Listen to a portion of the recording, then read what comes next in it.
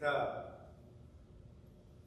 palabra de esta noche tiene su lugar de una manera especial en el rito bautismal, cuando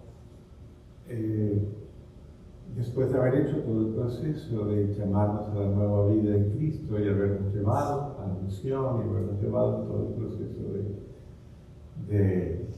incluso de recibir a Cristo luz del mundo en nuestra vida, y casi que a manera concluyente la liturgia ha puesto el rito éfeta como tal, como una expresión de esa acción, podríamos decir, milagrosa, sanadora, por la cual la gracia del Espíritu Santo penetra en el bautizado para que pueda abrir su ser a Dios, para que pueda abrirse a Dios, para que pueda abrir su escucha a la voz de Dios.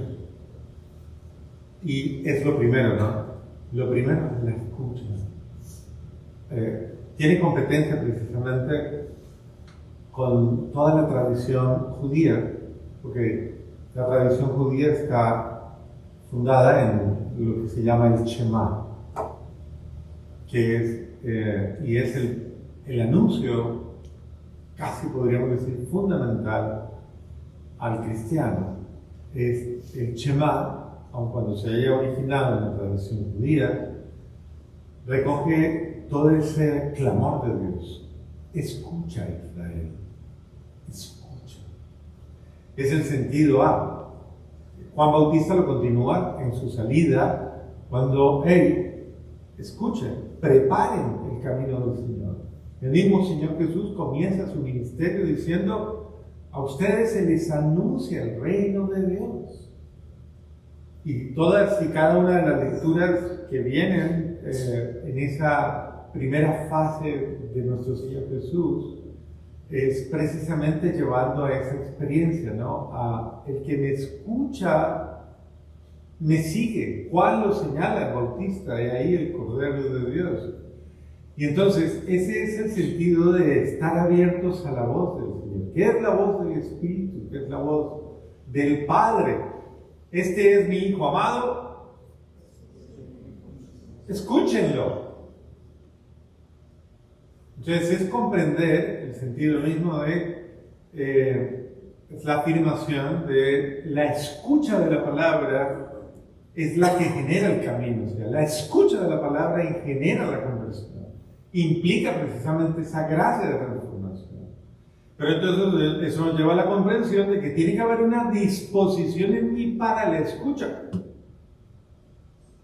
Si yo no escucho, pues tristemente o lamentablemente, eso me llevará a situaciones confusas con las cuales voy a chocar con la voluntad de Dios y con la realidad y con la relación de los hermanos. Porque la escucha es una actitud de apertura, de disponibilidad, es una actitud de humildad realmente. Porque el humilde escucha. El que lastimosamente, cegado por sus voces interiores, por la voz de su ego, por la voz de sus criterios, por la voz de sus pensamientos, de su mentalidad, no escucha. Y entonces, muchas veces, esto nos lleva a cerrarnos en una actitud de no docilidad, y eso frustra los planes de Dios. Entonces, si nosotros entendiéramos más, la escucha de Dios de verdad, además de ser un don, es una gracia que hay que pedirle constantemente a Dios. Señor, abre mi ser para escuchar, o sea, destapa mi ser, abre mis oídos, ayúdame a oírte, ayúdame a que tu voz resuene en mí, resuene en mi conciencia. Yo uniría el sentido de la escucha como a la memoria auditiva, ¿no? Por favor, o sea, que esa palabra nunca se vaya de mí. Si yo tuviera presente constantemente esa palabra viva de Dios, pues ella me guardaría más en mis caminos. Es el sentido cuando el apóstol Pablo le dice al mismo Timoteo, incluso pasa, repasa la palabra de Dios y utilízala constantemente, porque ella sirve para amonestar, para guiar, para animar, para consolar, para todo. Es viva y operante constantemente. Mejor es escuchar la voz que escuchar cualquier otra realidad. Entonces, si él escucha de Dios, está la gracia por la cual él puede actuar en mi vida. Pero es importante llevarlo a nuestras realidades concretas, ¿no? De vida. Dios habla de muchas formas, porque lo uno está unido en lo otro. Dios habla. Escuchamos al que habla. Dios habla de nosotros. Claro, uno tiene que tener cuidado de querer escuchar a Dios a su manera, ¿no? A mi manera, hábleme como yo quiero. Eso no funciona, porque eso no es humildad. Dios puede hablar a través de tus hijos, y si no nos escuchas, Dios puede hablar a través de tu esposo, o de tu esposa, de tu padre, de tu madre, de las personas más sencillas, de las personas más humildes, de las personas que cuentan menos para ti. Y ahí está la voz de Dios hablándote. Y entonces, lo importante es que yo sepa escuchar la voz de Dios. Que habla en los acontecimientos, habla hasta en las circunstancias difíciles, habla en la enfermedad, habla en una situación tal vez, y uno en humildad debería detenerse y decir, Señor, ¿qué me estás diciendo? Me estás diciendo que yo no lo escucho. Y de esa manera salgo de situaciones aparentemente en las cuales las puedo leer de una manera negativa, puedo comenzar a verlas de una manera diferente cuando si algo no está saliendo como yo creo, ¿qué me quieres decir, Señor? Es la actitud humilde. Y entonces yo no entro en la otra dimensión, que es la que yo soy de malas, es que esto, fulano tiene la culpa, o esto no pasó por esto, o es que, mire de cosas que son conjeturas todas. Entonces, hay que aprender a escuchar a Dios que habla de muchas maneras. Segundo, el Señor sana, además de esa realidad, sana también la posibilidad de hablar, o de decir, o de profesar, o de proclamar. Pero que va de la mano no de hablar por hablar, como loritos. Porque ese no es el sentido. No es hablar por hablar. Por eso se nos dice y se nos enseña, piense ¿para qué? No hable para... Entonces pensemos. Por eso hay una frase también que dice, somos señores de lo que callamos y esclavos de lo que decimos. ¿Sí? Entonces es el sentido mismo de la reciprocidad.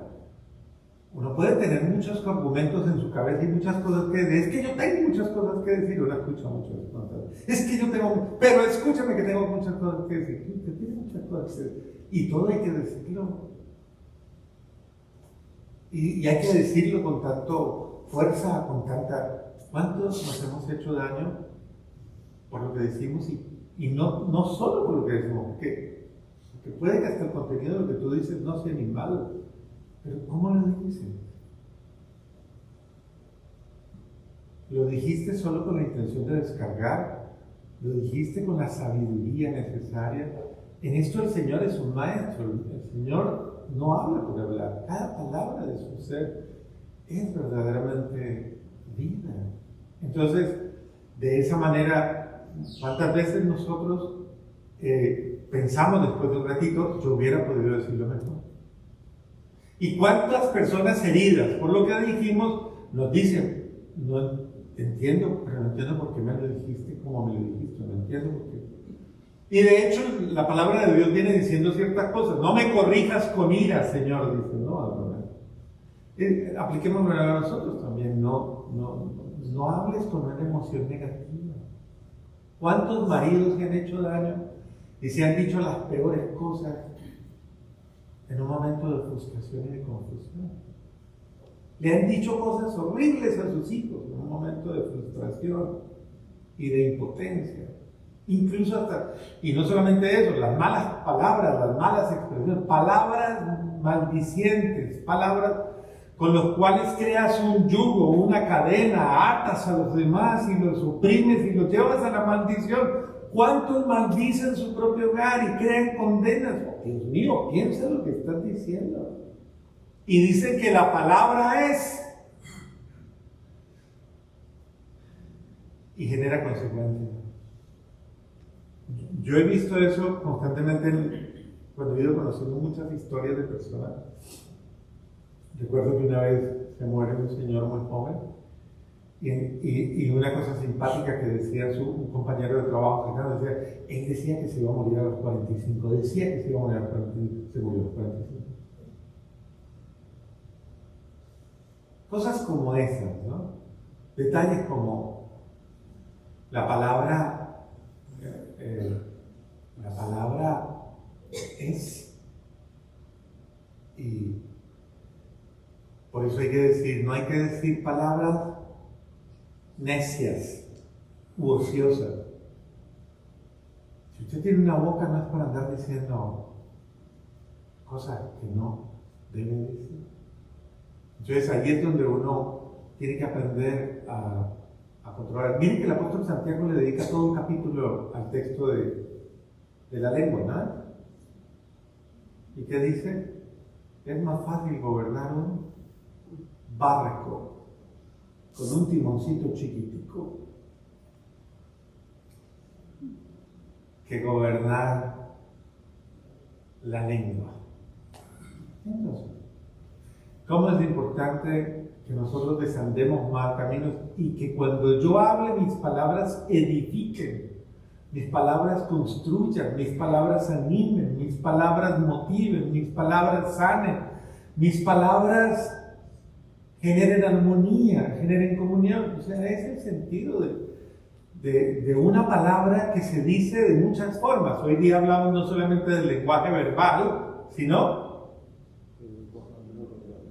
lenguaje corporal, lenguaje facial, lenguaje emocional, lenguaje espiritual, porque todo es un lenguaje, esto es un lenguaje. El ser humano es una palabra pronunciada por la boca de Dios.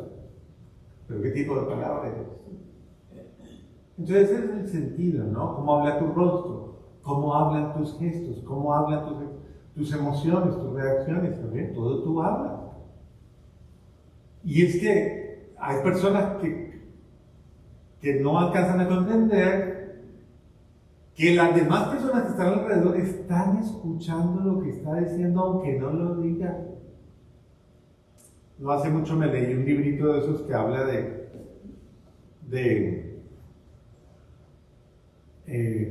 cómo reconocer a una persona por cada una de las expresiones corporales.